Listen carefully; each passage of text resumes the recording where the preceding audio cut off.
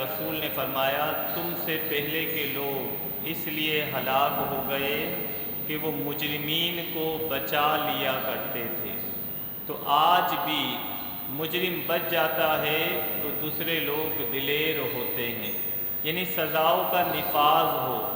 جن نوجوانوں نے اس بچے کو قتل کیا، ان نوجوانوں کو سر عام پھانسی دی جائے، انہیں لٹکایا جائے تاکہ دوسرے لوگوں کے لیے تعزیانہ عبرت بنے۔ یعنی مجرم پھر 100 بار سوچے گا کہ مجھے یہ جرم کرنا ہے یا نہیں کرنا ہے۔ اس لیے پہلا کام اسلامی سزاؤں کا نفاذ ہے۔ دوسرا دیکھیں سوشل میڈیا، اس نے وہ تباہی مچائی ہے کہ ہم سوچ نہیں سکتے۔ آج اس موبائل پر آپ جیسی چاہے ویڈیو دیکھ سکتے ہیں، حالانکہ ہونا یہ چاہیے کہ غلط ویڈیو، واہیات قسم کی ویڈیو، بیہودہ ویڈیو، اس کو جو ہے بند کر دیا جائے۔ اب یہ ویڈیو بند ہوگی، اس کا نتیجہ یہ آئے گا کہ ذہن صاف ستھرے ہوں گے، ذہن میں گندگی نہیں ہوگی، پھر ایسے جرائم نہیں ہوں گے۔ لیکن افسوس ملک پاکستان کے اندر اس کی روک تھام کے لیے کوئی آواز نہیں اٹھا رہا ہے۔ اس لیے ہم سب کو اس حوالے سے آواز اٹھانی ہوگی۔ رسول کریم صلی اللہ علیہ وسلم کے پاس اگر کوئی شخص نصیحت کے لیے آتا تو حضور اس کے مزاج، اس کی طبیعت اور ضرورت کو پیش نظر رکھ کر اسے نصیحت کیا کرتے تھے۔ جیسا کہ ایک شخص آ کر کہنے لگا اے اللہ کے نبی مجھے نصیحت فرمائے، اور نصیحت مختصر ہو۔ اب وہ شخص بڑا غصیلا انسان تھا، بات بات پر غصہ کرتا تھا، اس کے اندر غصہ غالب تھا۔ رسول پاک صلی اللہ علیہ وسلم نے ارشاد فرمایا اے شخص غصہ مت کر۔ اس نے کہا مجھے دوسری نصیحت کیجیے۔ حضور نے فرمایا غصہ مت کر۔ تیسری مرتبہ اس نے کہا تو فرمایا غصہ مت کر۔ یعنی اس شخص کا جو کریکٹر تھا وہ غصے کی وجہ سے ضائع ہو رہا تھا۔ آپ دیکھیں میرے پاس آئے دن یہ کیسز آتے ہیں کہ ہمیں غصہ آیا اور ہم نے جو ہے اپنی بیوی کو طلاق دے دی۔ تو یہ غصے کا کنٹرول نہ ہونا یہ انسان کے اندر کمزوری کی علامت ہے۔ رسول کریم صلی اللہ علیہ وسلم نے ارشاد فرمایا بہادر وہ نہیں جو دشمن کو پچھاڑ دے، بہادر وہ ہے جو اپنے غصے پہ کنٹرول رکھتا ہے۔ آپ دیکھیں بعض لوگوں کی عادت ہوتی ہے بات بات پہ گالی بکتے ہیں، اور اگر ان کے ماتحت ہو تو وہ گالیوں سے باز نہیں آتے ہیں۔ یعنی اسی علاقے کے اندر کچھ لوگ آ کر کہتے ہیں کہ ہمارے والد صاحب ہماری بہن بیٹیوں کے سامنے اتنی گندی گندی گالیاں بکتے ہیں کہ ہمیں خود شرم آتی ہے۔ اب والد صاحب کو سوچنا چاہیے کہ وہ بہن بیٹیوں کے سامنے، بہو کے سامنے یہ گالیاں بک رہے ہیں تو وہ کون سی چیز آگے منتقل کر رہے ہیں؟ لا محالہ وہ ایک گناہ کو رواج دے رہے ہیں، کیونکہ جو چیز آپ منتقل کرتے ہیں وہ دوسروں کے اندر سرایت کر جاتی ہے۔ اللہ کے رسول صلی اللہ علیہ وسلم سے پوچھا گیا کہ نجات کس میں ہے؟ تو رسول پاک نے فرمایا اپنی زبان کو قابو میں رکھو، اپنے گھر سے بلا ضرورت مت نکلو اور اپنی خطاؤں پر رونا شروع کرو۔ یعنی یہ زبان جب اس سے آپ اول فل بکتے ہیں، کسی کی دل آزاری کرتے ہیں، کسی کی غیبت کرتے ہیں، کسی کی چغلخوری کرتے ہیں، تو آپ اللہ کی بارگاہ میں بھی جو ہے مردود ٹھہرتے ہیں۔ اللہ کے رسول نے فرمایا اس زبان سے بندہ سچ کہتا ہے یہاں تک کہ اللہ کی بارگاہ میں سچا ولی لکھ دیا جاتا ہے، اور اسی زبان سے انسان جھوٹ کہتا ہے یہاں تک کہ اللہ کی بارگاہ میں جھوٹا لکھ دیا جاتا ہے۔ تو یہ زبان اگر اس کو کنٹرول نہ کیا جائے یہ انسان کو اللہ کی بارگاہ سے دور کر دیتی ہے۔ تو ہم اہل سنت ہمارے اندر یہ بات شامل ہے کہ ہم باادب لوگ ہیں، کیونکہ ہم جانتے ہیں کہ محبت بھی ادب سکھاتی ہے۔ اگر آپ چاہتے ہیں کہ رسول پاک سے محبت ہو تو حضور کی معرفت حاصل کرنی ہوگی، جو درس حدیث کے ذریعے ہمیں ملتی ہے۔ حضور علیہ السلام کے ایک صحابی معاذ بن جبل، حضور علیہ السلام انہیں یہ سعادت دیتے ہیں کہ اپنے پیچھے بٹھاتے ہیں، پھر بلا کر کہتے ہیں اے معاذ، تو کہتے ہیں معاذ لبیک یا رسول اللہ، تو حضور فرماتے معاذ جو اللہ پر، اللہ کے معبود ہونے پر اور میرے نبی ہونے پر عقیدہ رکھے گا اسے جہنم کی آگ نہیں چھوئے گی۔ حضرت معاذ کہتے ہیں یہ خوشخبری میں لوگوں کو نہ بتا دوں؟ تو رسول پاک فرماتے معاذ رہنے دو، ایسا نہ ہو کہ لوگ عمل کرنا چھوڑ دیں۔ پھر جب حضرت معاذ کی زندگی کا آخری وقت آتا ہے تو آپ یہ حدیث بیان کرتے ہیں تاکہ ایسا نہ ہو کل اللہ پوچھے معاذ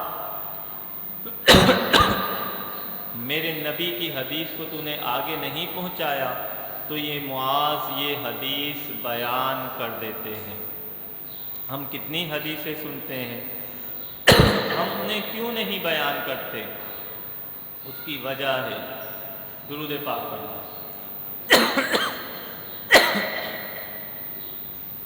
اللہم صلی علی سیدنا مولانا محمد وبارک وسلم۔ ہم حدیثوں کو کیوں نہیں بیان کرتے؟ اس کی وجہ ہے کہ ہمارا ماحول اچھا نہیں ہے۔ اللہ کے رسول نے فرمایا، کسی نے پوچھا کہ نصیحت کیجیے تو حضور نے فرمایا تیری زبان ہمیشہ ذکر اللہ سے تر رہنی چاہیے۔ اب جس کی زبان ذکر اللہ سے تر رہے گی وہ گالی گلوچ کرے گا؟ نہیں کرے گا۔ جس کی زبان ذکر اللہ کی عادی ہوگی وہ جھوٹ بولے گا؟ ہرگز نہیں بولے گا۔ جس کی زبان پر درود پاک جاری ہوگا وہ کسی سے لڑائی جھگڑا فضول میں کرے گا؟ وہ نہیں کرے گا۔ اسی لیے اللہ کے رسول دعا کرتے تھے، اے اللہ مجھے ذکر والی زبان عطا فرما، شکر کرنے والا دل عطا فرما، عبادت کرنے والا جسم عطا فرما۔ جب انسان ان چیزوں کا عادی ہوتا ہے تو اس کی شخصیت نکھر جاتی ہے، اس کے اندر ادب صلاحیت کر جاتا ہے۔ بہلول دانا رحمت اللہ علیہ کے پاس ایک غریب شخص آتا ہے، آ کر کہتا ہے بہلول بڑا غریب ہوں، آپ تو بڑے سخی ہیں، آپ تو لوگوں کے کام آتے ہیں، مجھ پر بھی کرم کیجیے۔ تو بہلول دانا کہتے ہیں تم ایک کام کرو، سیاہ کپڑا خرید لو۔ اب وہ بندہ جاتا ہے، سیاہ کپڑا خرید لیتا ہے، کالا کپڑا خرید لیتا ہے، یعنی ادھار کر کے پوری مارکیٹ سے وہ کالا کپڑا خرید لیتا ہے۔ چند دن گزرتے ہیں کہ شہر کا ایک رئیس انتقال کر جاتا ہے۔ وہاں کی یہ رسم ہوتی ہے کہ اگر رئیس انتقال کرے گا تو تمام لوگ سیاہ کپڑا پہنیں گے۔ اب سب لوگ کالا کپڑا خریدنے کے لیے جاتے ہیں تو اسی کے پاس ملتا ہے، وہ منہ مانگے داموں میں بیچتا ہے، وہ امیر ہو جاتا ہے۔ جب وہ امیر ہوتا ہے تو اس کے پاس سواری آ جاتی ہے، اچھا گھر آ جاتا ہے۔ پھر ایک مرتبہ وہ جا رہا ہوتا ہے، بہلول دانا تشریف رکھتے ہیں تو بہلول سے آ کر کہتا ہے اے بہلول اب پتہ کیا خریدوں؟ یعنی اب اس کے جملوں کے اندر ایک غرور اور تکبر کی جھلک آتی ہے۔ تو بہلول کہتے ہیں تربوز خرید لے۔ اب وہ اپنے پیسوں سے تربوز خرید لیتا ہے، لیکن اس کا نتیجہ یہ آتا ہے کہ سارے تربوز ضائع ہو جاتے ہیں اور وہ اسی طرح فقیر ہو جاتا ہے، مسکین ہو جاتا ہے۔ پھر بہلول دانا رحمت اللہ علیہ کے پاس آ کر کہتا ہے یہ آپ نے کیا کیا؟ تو بہلول دانا فرماتے ہیں با ادب با نصیب، بے ادب بد نصیب۔ یعنی انسان کا نصیب بنتا ہے تو ادب کے ذریعے بنتا ہے، انسان کا نصیب تباہ ہوتا ہے تو بے ادبی کی وجہ سے تباہ ہوتا ہے۔ دیکھیں پہلے گھروں کے اندر ادب ہوا کرتا تھا، کس طرح کا کہ اگر گھر میں کوئی بڑا داخل ہوتا تو گھر والے سلام کیا کرتے تھے، ان کے لیے پانی پیش کیا جاتا تھا، انہیں اچھی مسند پر اچھی جگہ پر بٹھایا جاتا تھا۔ لیکن اب یہ چیزیں نظر نہیں آتی۔ گھر میں کوئی بڑا بھی داخل ہو رہا ہے تو موبائل پہ لگے ہوئے ہیں، کوئی سلام دعا کچھ نہیں ہے۔ حالانکہ رسول کریم صلی اللہ علیہ وسلم کی بارگاہ میں ایک شخص آیا، کہنے لگا میں محتاج ہوں۔ اللہ کے رسول نے فرمایا جب گھر میں داخل ہو گھر والوں کو سلام کرو، سورۃ اخلاص کی تلاوت کرو اور مجھ پر درود پاک پڑھو۔ وہ صحابی فرماتے ایک ہفتے میں نے مسلسل یہ عمل کیا، اللہ نے میری محتاجگی کو دور کر دیا۔ یعنی کتنا آسان عمل ہے، گھر میں جا کے گھر والوں کو سلام کرنا ہے، درود پاک پڑھنا ہے، سورۃ اخلاص کی تلاوت کرنی ہے۔ اللہ اس کی برکت سے جو ہے گھروں میں برکتوں کو شامل فرما دے گا۔ ایک بزرگ وہ تہجد گزار تھے، انہوں نے اپنی زوجہ سے کہا دیکھو کتنے عرصے سے میں تہجد پڑھ رہا ہوں۔ تو زوجہ نے کہا آپ کی تہجد بھی ہماری برکت سے جو ہے چل رہی ہے۔ تو شوہر نے کہا تمہاری برکت کہاں سے آ گئی؟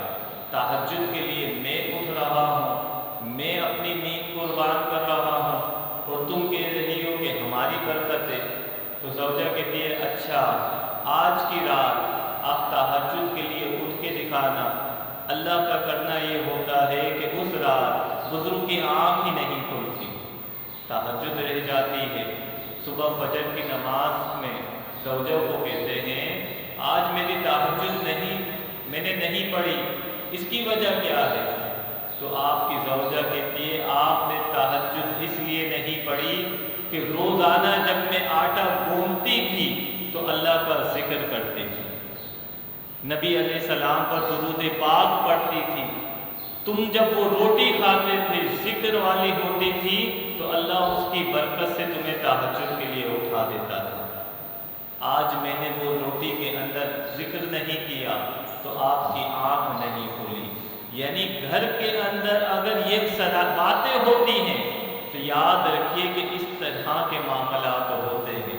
حضور غوث پاک جب آپ قاری کے پاس جاتے ہیں، قاری کہتا ہے پڑھو، آپ کہتے ہیں بسم اللہ الرحمن الرحیم، سورۃ فاتحہ پڑھتے ہیں، الف لام میم پڑھتے ہیں، سورۃ بقرہ کی تلاوت کرتے ہیں، 16 پارے آپ تلاوت کر دیتے ہیں۔ قاری صاحب کہتے ہیں بیٹا آگے پڑھو، تو آپ کہتے ہیں اتنے ہی یاد ہے۔ قاری صاحب کہتے ہیں اتنے کہاں یاد کیے؟ تو آپ فرماتے ہیں جب میں اپنی ماں کے رحم میں تھا میری ماں اٹھتے بیٹھتے چلتے پھرتے یہ تلاوت کرتی تھی، میں نے وہاں سے یاد کر لیے تھے۔ یعنی والدہ اگر حالت حمل سے ہو عورت تو وہ تلاوت قرآن کرے تو بچہ بھی جو ہے قاری قرآن ہوتا ہے، حافظ قرآن ہوتا ہے۔ جب حضور غوث پاک آپ پڑھتے ہیں آگے تو آپ کی والدہ کیا کہتی ہے؟ بیٹا کبھی زندگی میں جھوٹ مت بولنا۔ یعنی دیکھیں یہ ماں باپ بچے کی شخصیت کو بناتے ہیں، بچے کی شخصیت کے اندر والدین کے جو ہے کردار کی جھلک ہوتی ہے۔ بابا فرید رحمۃ اللہ علیہ جب نماز پڑھنے کے لیے آپ تھوڑے نماز کے قابل ہوئے تو والدہ ماجدہ نے کہا بیٹا نماز پڑھا کر۔ تو آپ نے کہا امی حضور نماز سے کیا ملے گا؟ تو کہا شکر ملے گی۔ اب جب بابا فرید نماز کے لیے کھڑے ہوتے والدہ چپکے سے جو ہے مصلے کے نیچے شکر رکھ دیتی۔ اب یہ سلسلہ چل رہا تھا، ایک دن والدہ رکھنا بھول گئی تو بابا فرید رحمۃ اللہ علیہ فرماتے ہیں آج جیسی شکر میں نے کھائی ہے ایسی شکر کا ذائقہ کبھی میسر نہیں آیا۔ تو والدہ کی آنکھوں سے آنسو جاری ہو گئے۔ والدہ رب کی بارگاہ میں فریاد کرتی ہے اے رب تو نے میری لاج رکھ لی۔ پھر کہتی ہے فرید اگر ایسی شکر ہمیشہ کھانی ہے تو آخرت میں ملے گی۔ دنیا میں شکر اسے نہیں ملتی ہے، یہ ایک دفعہ مل گئی ہے تو بابا فرید کہتے ہیں اب مجھے دنیا کی شکر نہیں، اب مجھے آخرت کی شکر چاہیے۔ تو دیکھیں والدین بچوں کی شخصیت بنا رہے ہیں، لیکن آج کے والدین ماں کو دیکھو موبائل لے کر بیٹھی ہوئی ہے، باپ کو دیکھو وہ موبائل لے کے بیٹھا ہوا ہے، تو آپ کے بچے کیسے ان کی شخصیت بنے گی، وہ کیسے معاشرے کے لیے مفید بنیں گے؟ یاد رکھیے اللہ نے قرآن میں فرمایا اے ایمان والو اپنے آپ کو اور اپنے اہل خانہ کو اس آگ سے بچاؤ جس کا ایندھن انسان اور خطر ہے۔ جب یہ آیت نازل ہوئی صحابہ کرام بارگاہ رسالت میں حاضر ہوئے، کہا یا رسول اللہ ہم کس طرح اپنے آپ کو اور اپنے خاندان کو بچائیں گے؟ اللہ کے رسول نے فرمایا خود بھی نیک اعمال کرو اور اپنے بچوں کو بھی بھلائی کا حکم دو۔ یعنی آپ دیکھیں دین اسلام کہتا ہے کہ مرد کو چاہیے کہ گھر میں نماز کا اہتمام کرے، نوافل گھر میں پڑھے تاکہ تمہارے بچے بھی عمل دیکھ کر وہ بھی نمازی بن جائے۔ اللہ کے رسول نے فرمایا جس گھر میں ذکر نہیں ہوتا وہ قبرستان کی طرح ہے۔ آج آپ دیکھیں گھروں کی کیا حالت ہے، پہلے صبح ہوتی تھی تو گھروں میں قرآن کی تلاوت لگا دی جاتی تھی، کچھ ذکر ہوتا تھا تو نحوست ختم ہوتی تھی، لیکن آج صبح ہوتی ہے تو موبائل چل رہے ہوتے ہیں، گانے باجے چل رہے ہوتے ہیں، سکون غارت ہو چکا ہوتا ہے، جس کا نقصان یہ دیکھ رہے ہیں کہ ہر گھر سے تقریباً برکت ختم ہو گئی ہے۔ انڈیا کی اندرا گاندھی نے یہی کہا تھا ہم نے تم پر حکومت نہیں کی تو کیا ہوا، ہم نے تمہیں اپنا غلام بنا دیا ہے۔ آپ دیکھیں ہماری شادی بیاہ پوری ہندوانہ رسموں پر جو ہے منحصر ہوتی ہے، یعنی کوئی دیکھ کر یہ نہیں کہہ سکتا کہ مسلمانوں کی شادی ہو رہی ہے۔ اللہ نے قرآن میں فرمایا اے ایمان والو اسلام میں پورے کے پورے داخل ہو جاؤ، اور پورا کا پورا داخل ہونا کیا ہے؟ نبی علیہ السلام کی غلامی اختیار کر لو۔ جو حضور کے ساتھ وابستگی اختیار کرتا ہے اللہ اسے دنیا اور آخرت میں آباد کرتا ہے۔ یہ چند سوالات ہیں، ان کے جوابات سماعت فرمائیں۔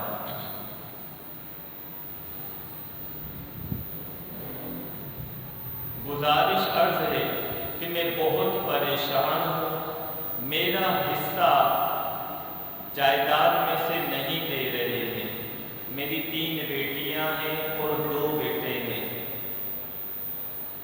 بہن کو حصہ نہ دینا۔ لیکن جائیداد میں سے جو لوگ حصہ کھا جاتے ہیں وہ کتنے دن تک کھائیں گے؟ اللہ کے رسول صلی اللہ علیہ وسلم نے ارشاد فرمایا جو کسی کی جائیداد کا حصہ کھائے گا اللہ جنت سے اس کی جائیداد کو ختم کر دے گا، یعنی جنت سے اس کی جائیداد ختم ہوگی اور اسے جہنم میں داخل کر دیا جائے گا۔ تو یہ بہن آپ کی سگی بہن ہوتی ہے، اس کا حصہ کھانا کتنی بری بات ہے۔ نبی علیہ السلام جب آپ علیہ السلام کی بہن آتی یعنی ردائی بہن آتی، شیما آتی، تو حضور علیہ السلام کھڑے ہو جاتے، کھڑے ہو کر استقبال کرتے، ان کے لیے چادر بچھا دیتے اور کہتے بہن کیا چاہیے، مانگ تیرا بھائی تجھے سب کچھ دے گا، قربان جائیے۔ وہ جب بہن لوٹتی تو مسکراتے ہوئے لوٹتی، اور یہ ہماری لوگ ہیں کہ ان کی سگی بہنیں رو رہی ہیں، التجائے کر رہی ہیں، معافیاں مانگ رہی ہیں، لیکن یہ بھائی اتنے سخت دل ہو گئے ہیں کہ بہنوں کا حصہ کھا رہے ہیں۔ دیکھیں جو اللہ نے آپ کا لکھ دیا ہے وہ آپ کو مل کے رہے گا، اس لیے بہنوں کا حصہ کھا کر اپنی دنیا اور آخرت کو تباہ مت کریں۔ آج آپ اپنی بہن کا حصہ کھائیں گے، کل آپ کے بیٹے آپ کی بیٹیوں کا حصہ کھا رہے ہوں گے، کیونکہ بچوں نے بھی دیکھا ہوگا کہ ہمارے باپ نے اپنی بہن کا حصہ نہیں دیا تو ہم بھی جو ہے اپنی بہن کو حصہ نہیں دیں گے۔ تو بہنوں کا حصہ کھانا یہ شرعاً گناہ ہے۔ اللہ نے قرآن میں جائیداد کے متعلق حکم بیان کر دیا ہے کہ مال وراثت ہے، اس میں بہنوں کا بھی حق ہے، اور یہ سمجھنا کہ شادی کر دی اب اس کا حصہ ختم ہو گیا، یہ جہالت ہے۔ شادی کے باوجود بھی بہن بیٹی کا حصہ جائیداد میں ہوتا ہے۔ اللہ ہمیں بہن بیٹیوں کا حصہ دینے کی توفیق عطا فرمائے۔